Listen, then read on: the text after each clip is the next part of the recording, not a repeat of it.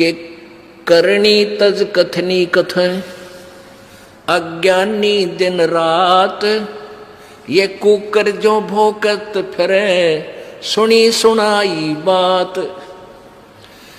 एक समय एक पंडित जी यानी गुरु जी, पंडित वैसे कोई विशेष जाति को नहीं कहा जा रहा, जो गुरु पद पर होते हैं वो पंडित होते हैं। मेरे दादा गुरु जी छावला गांव है दिल्ली में, जहाँ के सुल्तान भगत हमारे पास रहते हैं। उस छावला गांव के जाट थे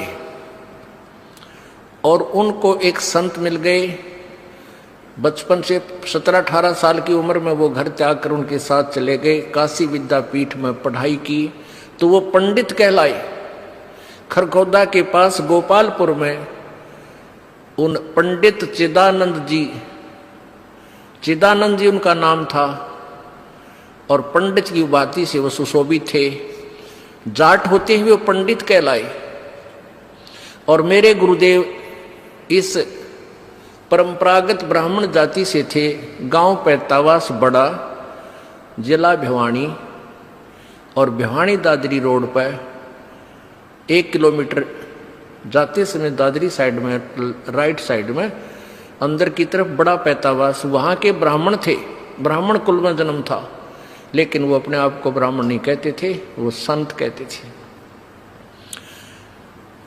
अब यहाँ पंडित की उपाधि यानी जैसे शास्त्री की उपाधि, ज्ञानी की उपाधि होती है, विशेष किसी एक शास्त्र के ज्ञाता को पंडित कह देते। तो एक ऐसा कथावाचक पंडित जी यानी गुरु जी एक दिन एक उसके साथ उसका साथी शहर जा रहे थे। वो पंडित जी प्रतिदिन एक कथा करया करता, नित्य पाठ करता था रामायण का। उस दिन उसने सोचा कि आज यदि रामायण का पाठ करूंगा तो लेट हो जाऊंगा, 4-5 किलोमीटर पैदल चल के ट्रेन पकड़नी है स्टेशन से। तो वो उसका साथी और वो दोनों ही चल पड़े। उसने सोचा ट्रेन में बैठ के 1 घंटे 1.5 का रास्ता है, ट्रेन में बैठ के वहां अपनी नित्य नियम कर लूंगा। तो उन्होंने जाते टिकट ली, आते गाड़ी आ गई, उस कंपार्टमेंट में चढ़ गए, डब्बे में चढ़ गए। अब ब्राह्मण वेशभूषा थी, लाल अंगोछा ले रहे थे, तो उसे ब्राह्मण समझा जाता ये विद्वान पुरुष है। तो जब गाड़ी थोड़ी सी गति पकड़ चुकी तो उस ब्राह्मण ने कहा, गुरु ने कहा कि भाई जो सीट पर बैठे थे उन्हें सीट मिली को ना, डिब्बा खचाखच भरा था। उस ब्राह्मण ने कहा सीट पर विराजमान यात्रियों से कि कृपा आप सीट छोड़ दीजिए। वो कहने लगे क्या आप रोगी हो कि नहीं? तो क्या करोगे? कि मैं कुछ पाठ करता हूँ रामायण का, आज मैं जल्दी का मारा नहीं कर पाया घर पे, यहाँ बैठ के अपना भगवान का कुछ कथा पढ़ लूँगा। तो उन्होंने खाली कर दी एक पूरी सीट कि आप कथा कर, अपना नित्यनियम भी करो और हमें भी सुनाओ, कोई कथा हमें भी सुनाओ, हमारा भी टाइम पास हो जाएगा और भगवान की कथा सुन लेंगे।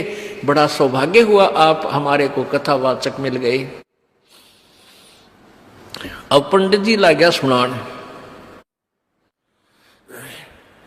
उस दिन क्या प्रकरण चल रहा था कि भाई हो तो ऐसा देखो, भरत ने अपने भाई की खड़ाओं को गद्दी पर रख दिया, रामचंद्र की खड़ाओं को, और राज्य नहीं किया। स्वयं जमीन को 6 इंच नीचे खोद कर वहां बिस्तर लगा लिया। और जब रामचंद्र जी वापस आए, उनका राज सहर्ष लौटा दिया। भाई हो तो ऐसा, भाई हो तो ऐसा। अब जो सुने थे कथा, उन्होंने ताड़ी पीटी कि वाह ब्राह्मण, वाह पंडित जी, तोड़ पाड़ दिया, वाह बड़ी बढ़िया कथा सुनाई। वहां एक व्यक्ति बैठा था, उसी ट्रेन में एक यात्री था, उसको खोज थी एक कथावाचक की। और अगले दिन ही उसने कथा निर्धारित का समय रखा हुआ था और आसपास सभी को आमंत्रित किया हुआ था। और जिससे उसने कथा करानी थी वो कितना दूर चला गया लालची। अब वो किसी और की तलाश में था। उस व्यक्ति ने उस ब्राह्मण से कहा कि पंडित जी आप हमारे गांव चलो, हमने ऐसे ऐसे एक पाठ का दिन निश्चित कर रखा है और आप हमारे यहाँ कथा कर दो, कल से शुरू करनी पड़ेगी। तो कहने लगा नहीं कल नहीं चल सकता, मैं कल नहीं चल सकता, मुझे समय नहीं। और भी कहने लगे यात्री के महाराज जी आपका तो रोज का काम यही है, इनका आंट लाग रही है और आप कर दो। सब कहने लगे नहीं नहीं मैं नहीं करूँ, मैं नहीं करूँ। तो वो कहने लगे जी सा कोई खास काम हो तो हम कर देंगे आपके काम को, आप इनका कथा कराओ। नहीं ये काम तुम्हारे से नहीं होगा, मेरे से होगा। अब उन यात्रियों ने काफी जब कहा, उसने तो ना बताई कि बीमारी है। उसका जो साथी था वो बोला भाई मैं बताऊं, यो कल तक किसी कीमत पर नहीं कर सकता। क्यों नहीं कर सकता? कि इसने अपने छोटे भाई पर मुकदमा कर रखा है, एक कुर्डी के खड्डे के ऊपर इनका बंटवारे का रोला है और मैं इसका गवाह हूं भाई, और कल कोर्ट में तारीख से अरे थारा नाश जाइयो। वो कथा तो सुना रहा है भाई, हो तो ऐसा राज भी त्याग दिया। और अब भाई ने कहा दाओ कुर्डी का खड़ा, एक रूढ़ी का खड़ा होता है मेरे ख्याल में 20 बाई 20 फुट का, और उस पर मुकदमा कर रहा, यो मेरा उन्हों का मेरा है, और कथा सुनावे भरत और राम की। इसके लिए बताते हैं कबीर परमेश्वर जी कहते हैं भाई करनी तज कथनी कथ, ये अज्ञानी दिन रात, और कुकर जो भौकत फिर ये सुनी सुनाई बात। छोड़ सतगुरु रामपाल जी महाराज जी की जय हो। परमात्मा की सभी प्यारी क्या हुआ था ये पुणात्मा आज दिन से यहाँ बैठे हैं ये लोग। दास के पास में जो परवेश भगत है दिल्ली वाला, क्लिप ले रहे हैं, मैं कर रहा हूं। उसका दास के पास में फोन आया था 2 दिन पहले कि हम आपसे जयपुर में मिलना चाहते हैं, हम आपसे मीटिंग करना चाहते हैं, और आप ये जो बरवाला कांड की जो सच्चाई की जो पुस्तक आपने छापी है, जो कलयुगी भाई की साजिश बरवाला कांड, इसको आप भक्तों में बांटना बंद कर दो और आप जाके एक बार आप गुरुजी से मिल लो, हम आपको गुरुजी के पास में लेके चलेंगे। दास ने उनको मना कर दिया कि मेरे परमात्मा ने मुझे सारे सबूत मुझे दे रखे हैं, मुझे केवल उन सबूतों के आधार से मुझे केवल सच्चाई पे चलना है। तो उसके बाद में दास ने उनसे जमुल के मिलने की परमिशन नहीं दी। फिर इन्होंने क्या किया कि जोधपुर से डॉक्टर रामेश्वर भगत जी हैं, जो कि मतलब डॉक्टर हैं, नशा मुक्ति केंद्र वहाँ पे वो चलाते हैं। इन्होंने उन भगत जियों को जो मतलब मोहरा बनाया कि हम डॉक्टर भगत जी को बीच में डाल के हम पवन से हम जयपुर में हम मिलें। तो फिर जो प्रवेश था दिल्ली वाला, उसने डॉक्टर रामेश्वर जांगड़ जी जो जोधपुर से हैं उनको फ़ोन किया, उनको जयपुर बुलाया। और पहले ये लोग आए, खाली जो मतलब 3 आदमी थे, प्रवेश दिल्ली वाला और देशराज दिल्ली वाला, जो जो जो मतलब कि महेंद्र उर्फ जो मतलब मोहनलाल है, उसका खास आदमी है, राइट हैंड है वो। और डॉक्टर भगत जी को लेके और शिफ्ट गाड़ी में ये तीनों आए। डॉक्टर भगत जी का फ़ोन आया, दास ने कहा कि भगत जी आप दास के मतलब घर पे आ जाओ, यहीं पे उन भाइयों का भंडारा भी हो जाएगा। तो डॉक्टर भगत जी उनको यहाँ लेके आ गए, दास मार्केट से सब्जी वगैरह लेके आ गए उनके साथ में। वहाँ आए, बैठे, परमात्मा ने मतलब उनको चाय पिलवाई। उसके बाद में भक्तमती उनके लिए भंडारा तैयार करने लग गई और हम तीनों की आपस में बातचीत होनी शुरू हो गई। वो दास को सबूतों के आधार से कन्विंस नहीं कर पाए। अंत में देशराज भगत जी 10-15 मिनट बाद में यहाँ से उठ के बाहर चले गए। बाहर जाके उन्होंने कुछ मतलब फ़ोन वगैरह किया। उसके बाद में एक गाड़ी DL नंबर की और आई। गाड़ी का नंबर हम लोग जो मतलब देख नहीं पाए हम, खाली मतलब DL ही मतलब जो मतलब भगत जी बता रहे कि भगत जी ने देखा था कि खाली मतलब DL नंबर तक मुझे ध्यान है। और वो लोग यहाँ आए, उस गाड़ी में 5-6 लोग और आए तकरीबन। सारे लोग हथियारों से लैस थे, बेसबॉल, रोड और हॉकी थी उनके पास में। सारे लोग मतलब कि जूतों समेत मालिक के दरबार में यहाँ अंदर आ गए। और आते ही सबसे पहले उन्होंने दास को थप्पड़ मारा। थप्पड़ मारने के बाद में जितने भी जो लोग थे सबने दास के ऊपर ताबड़तोड़ हमला कर दिया। तकरीबन 7-8 मिनट तक उन्होंने दास को हॉकी, बेसबॉल और रोड से जो मतलब नीचे पटक के उन्होंने दास को बुरी तरीके से मारा है।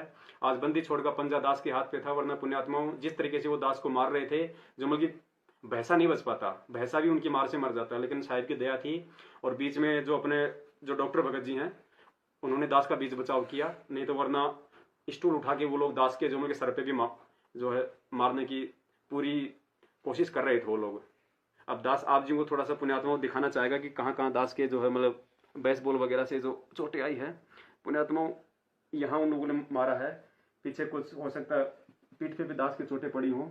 दूसरा इस तरफ यहाँ पे उन्होंने पूरा दास को बेसबॉल वगैरह से मारा है। नीचे भी लो। और उसके बाद में यहाँ देखिए पुण्यात्माओं, ये पैर दास का यहाँ से सूज रहा है, ये थोड़ा सा ऊपर ले बेटा, हाँ ऐसे यहाँ से इन्होंने किया है अच्छी तरीके से बेसबॉल से। उसके बाद में यहाँ पे इन लोगों ने मारा है, जहाँ जहाँ उनको मन में आया उस तरीके से पुण्यात्माओं उन लोगों ने दास के साथ में जानवर जैसा व्यवहार किया है। और जो डॉक्टर भगत जी हैं, आप देखिए उनका भी मतलब होठ जो है ऊपर से टूटा हुआ है, उनके तो वहां पे चोट आई मतलब बचाव के दौरान। इधर लग गया भाई। पुण्यात्माओं, आप सभी मालिक की पुण्यात्माओं से दास की प्रार्थना है कि ये सत्का मार्ग है, हमें इस मनवस जो मैनेजमेंट है उसकी किसी भी प्रकार की गिदड़ बबकी से हमें बिल्कुल नहीं डरना है। परमात्मा का मार्ग सत्य का है पुण्यात्माओं, विश्वास रखना, यकीन रखना, अंत में जीत सत्य की होगी। सत्य को परेशानी से गुजरना पड़ता है, उसको कसौटियों से गुजरना पड़ता है। और जिन गद्दारों ने, जिन मनवस लोगों ने हमारे सतगुरु देव जी को जेल में बैठा दिया, उनके साथ में गद्दारी कर दी, तो पुण्यात्माओं आप और हमारे को कैसे वो लोग छोड़ेंगे। और इसका नमूना आप जी ने अच्छी तरीके से देख लिया है। परमात्मा दया करें, दास अभी थाने में जाके FIR करके आ गया है, क्योंकि इन लोगों ने भक्तमती को और दास के बच्चों को एक अलग से कमरे में जो कि बंद कर दिया था और उनको धमकी दी थी कि यदि आवाज निकाली तो हमारे से बुरा कोई नहीं होगा, जान से मार देंगे। उसके बाद में ये लोग दास के ऊपर हमला करने लगे। जब दास ने चिल्ला के अपने पड़ोसियों को आवाज लगाई तो पुण्यात्माओं 10 मिनट बाद उसके बाद ये लोग यहाँ से निकले हैं। और दास अभी थाने में जाके डॉक्टर भगत जी के साथ में FIR करके आ गया है। सुबह दास का मेडिकल होगा, उसके बाद जैसे परमात्मा दया करें तो दास की सर्वसंगत से हाथ जोड़कर प्रार्थना है पुण्यात्माओं, ये सत्का मार्ग है। आप ऐसी हरकतें इन लोगों की, वो सारनामी लोग थे वो जितने भी आए थे पुण्यात्माओं, आप इनकी हरकतों को देखो, आप इनके चाल चलन को देखो पुण्यात्माओं।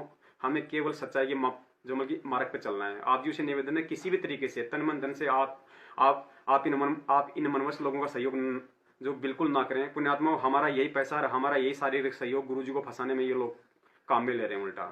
जैसी आपकी मर्जी, जैसे आपको परमात्मा प्रेरणा करें। दास परमात्मा का कुत्ता है, कुत्ते का काम पुण्यात्मा केवल भौंकना है, संदेश देना है। दास सतगुरुदेव जी के आशीर्वाद से जब तक दास के प्राण है पुण्यात्मा, दास ही सत्य भक्ति मार्ग से बिल्कुल नहीं हटेगा, क्योंकि परमात्मा ने दास को समझा रखा है कि बेटा तुमने तो क्या कुर्बानियां दी है, तुम क्या कुर्बानियां दे सकते हो। पहले जो पुण्य आत्माएं थी, जो मंसूर जैसी थी, जो ईसा मसीह जैसे थे पुण्यात्मा, उनका तो शरीर का कतरा कतरा उन मनवस लोगों ने काट फेंका था, लेकिन उन्होंने कभी उन्होंने जो मतलब सत्य के साथ में रहे, झूठ के आगे कभी वो झुके नहीं। तो पुण्यात्मा, हम तो असली बंदी छोड़ के बच्चे हैं और साक्षात परमात्मा ने अपने शरण में लिया है। तो दया करें पुण्यात्मा, जैसा आप जी को प्रेरणा करें आप जी वैसा करें। सत साहिब जय वो बंदी छोड़ की। जब मैं मारो उस दिन लगा गुरु जी उस दिन मैंने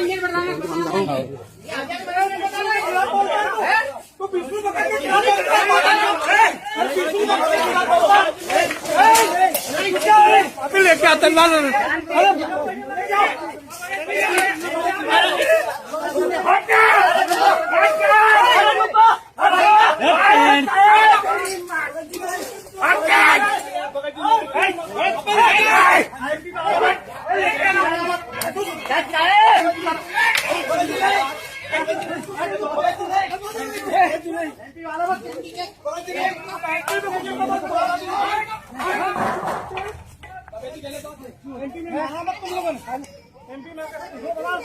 कहते कुत्ते की तरह भौंकते फिरे सुनी सुनाई कथाओं को, और करनी है नहीं, अनुसरण है नहीं, और कथते फिरते हैं ज्ञान ज्ञान सुनावे दुनिया ने आप असर को ना। कहते पंडित और मसालची दोनों सूझे ना, औरों को करे चांद ना रहे आप अंधेरे में। बोलो सतगुरुदेव।